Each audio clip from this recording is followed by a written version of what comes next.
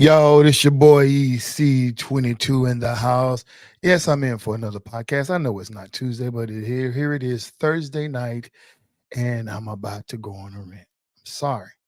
There's just a lot of things going on in the world, and I just couldn't wait till Tuesday. So I won't be before you long. I can tell you that much. Give me about 10 minutes of your time, and I'll be done. Uh, I just kind of want to give a real quick 2 cents about the Diddy situation. Yeah, Sean Puff Daddy Combs and all his legal troubles and stuff like that. And the first thing I'll say about that is that I'm not surprised. I'm not surprised. And I'm pretty sure many of you out there are not surprised either. With that being said, y'all, and I'm going to say this every single time, whether you like it or not, and sometimes we, as a culture of black people, we need to let things be. You get what I'm saying? And I get the clickbait era to where everybody want to make a meme to get their likes up and stuff like that, to get people to view their pages to make money or to clout chase or whatever the case may be. But in our culture, we are quick to have an opinion before all the facts come out. None of us truly know what's going on behind the scenes with Puff Daddy Combs. Probably a lot of us can make a good assumption based on some of the stuff we've heard, testimony from other artists who've been around him. Yeah, I'm probably make a good opinion, draw a good opinion. But hey, can we at least support each other by just letting it alone, you know? So that's just my kind of 2 cent rant on that. Uh, yeah, you see me, Daniel. I'm repping the Mavs right now because I'm gonna get to that later on. Um, but no, but listen, so that's all I have to say about Sean Puff Daddy Combs and his situation, y'all. Let the investigation be just that. I hate to be a situation to where all of us, all of you went out there and said some negative things, and then he come out and beat this case and come to find out all of it is just a hoax. I don't think it'll be that case, but hey, at least show some type of support for our brother Sean Puffy Combs. All right, moving on from that. Listen, there's some things that's been happening in two things. Number one, that I just really want to jump on and jump on off about that's been happening in the world of sports. Number one, I am not happy when it comes down to Stephon Diggs getting traded from Buffalo Bills to go over to the Houston Texans. And it's no disrespect to Houston. Houston had just curated a awesome team, and I am proud of them for that. And they're going to be a team to be reckoned with. But come on, Buffalo, what are you doing? Okay, he's not happy. And maybe that was the situation. Maybe he wanted to be moved on and all that type of situation. And I get it. Somebody want to be moved on and they're not happy with the organization. Why push the issue? Go ahead and get it. And I get it. But I am a fan of the Buffalo Bills, and anybody who knows me, they know I'm a fan of Josh Allen. And I hate it for him. You know, there's a lot of debate whether he's better than Dak Prescott, and I had to mention Dak Prescott because obviously I'm living in the Metroplex area, the DFW Metroplex area, and I don't necessarily believe that he's better than Dak Prescott, but I like Josh Allen, and I don't know what their plans are going forward. Um, there are reports that T. Higgins may be available and a few others out there. Brandon Ayuk may be available for them to get. So, and then, of course, you have the draft. And of course, there's a few other minor wide receivers that are still kind of left out there. But yeah, Buffalo, Josh is going to need some help. Please give him some help. Now, the main thing I came here to talk about. As you can see, I am actually repping the Dallas Maverick, but not just Dallas Mavericks, but also number 77, the Luka Doncic jersey. And it's for a reason. Because I am a Mavs fan. I am a definitely a Luka Doncic fan. And I want to say it here on the FairWeather Fan podcast that Luka Doncic, hands down, without any question, there really don't even need to be a goddamn debate about it. You don't even need to vote on it. It's just simply just make it be clear that he is the NBA 2023 2024 NBA MVP. Just simply. Just simple as that. Um, that's why my boy Daniel had that comment. That's where it is. That's what he's talking about. Jonathan G comes in and say, yes, that's what we're talking about. We support the Mavs because it's simple. At this current moment, I'm going to tell you who the best guys in the NBA are. You got to give it to Nikola Jokic because right now he's the front runner for MVP, and the dude is just phenomenal, almost averaging a triple-double. Luka is in the same category, almost averaging a triple-double, but sometimes he's been getting pushed out of the conversation, and I don't like it. But other than Nikola Jokic, Luka Doncic, you also got Giannis Antetokounmpo, and then you got Shai Gilgeous-Alexander.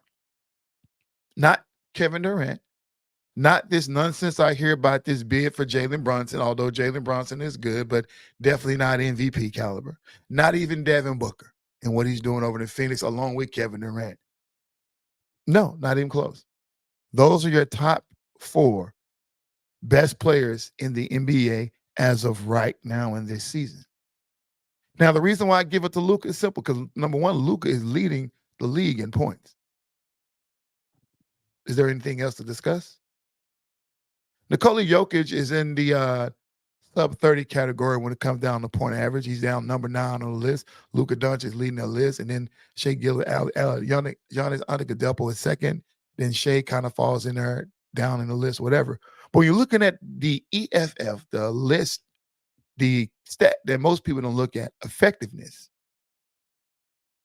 you got Nikola Jokic, number 1, Luka Doncic, number 2. The effectiveness of a player stat is probably what a lot of these reporters and sports writers who get a vote, usually what they go off on. I only make an assumption, don't know the facts behind that. But that's probably the reason why they put a guy who's ninth in scoring at the top of the list for MVP, especially with the team that he got. Now, the argument for Luka was simple that his team is not doing so good. His team was in the play-in. Well, now, we're not in the play-in anymore. He took his team from all the way from the 10th spot all the way to currently at the 5th spot and may by the end of the season be at the 4th spot. Hands down, should be the MVP. I don't want anybody else to debate about it, but you can leave it in the comments. But you're not going to get me to back down off this comment. I had, Maps. And there have been other people, even several people I've heard say that the Mavs will win the finals this year, will be the NBA champions this year. Some say they'll win, some say they'll at least make it there. And I more than agree with all of them. This is their year. This is the year for Luka Doncic to show the world that he's him. As the young folks say, he's him. And y'all need to put some respect on his name. And I just want any sports writer, any podcaster, any analyst, any broadcaster, any commentator that cover the game of the NBA, y'all put some respect on my boy Luka Doncic's name. This your boy EC22, and I got another comment. Exactly. Man is averaging near 35 points, and I have almost averaged a triple-double. There is hand down, no question about it. And as you can see, there are these are just not Mavs fans. Let me just say that, the people that are coming, you know what I'm saying? Luka better than the yes, he's better than the Joker right now. I think he's a whole lot better than Joker because of the position that he plays. Joker is a large human being. Luka is not that large. I mean, 6'8", but he's definitely not bigger than, but not bigger than Joker. Joker is a special type of player because you don't see big man. We haven't seen a big man do this since Wilt Chamberlain. And obviously, Nikola Jokic is nowhere clear as athletic as a Wilt Chamberlain, but the dude is a special player, and we give him all the credit for that. But he got players around him that make him look absolutely great. Luka is just Luka by himself, straight up. If Kyrie did miss 22 games, that's another point that we failed to mention. Kyrie was gone for a lot of those games, and Luka had to do it completely by himself. So I think it's clear. Luka is a front runner for MVP. And now we got to get back to my previous statement when I talk about some of my fellow Mavs fans who are leaving these comments. These are just not delusional fans who just want to say Luka is a great because we're a Mavs fan. And I'm not even one saying that. What I'm saying is that simple. The facts are the facts, and the stats are the stats. Is undeniable. Because if you don't put Luka in this year after what he's done, then what are we doing? You know, right? He's literally no centers in the NBA besides Joker. What are we doing? Nikola Jokic has already won it 2 times. You got one of the best teams in the NBA. Give it on up. Just give it on up. Luka got Kyrie, and as one of my fellow podcasters stated, he got his Robin. He got his he got his sidekick. Kyrie Irving has been a sidekick, so that's what it is. And every great player has a sidekick, Nikola Jokic got Murray. So no need to go down the list on that. But this is all I'm saying. Once again, for those who are watching this podcast, for those who are watching it now live, or when you play it on replay, please understand, Luka Doncic is this year's MVP. And if it don't be this year's MVP, I'm telling you, it's going to be some furniture moving, at least up in my house, because I will be upset. This your boy EC22. Thank you guys for watching. I'll catch you guys on Tuesday when we give a rundown of the Final Four, as well as more NBA news. It's your boy EC22, and this is a FairWeather Fan channel. Like, subscribe, leave comments. Once again, go man.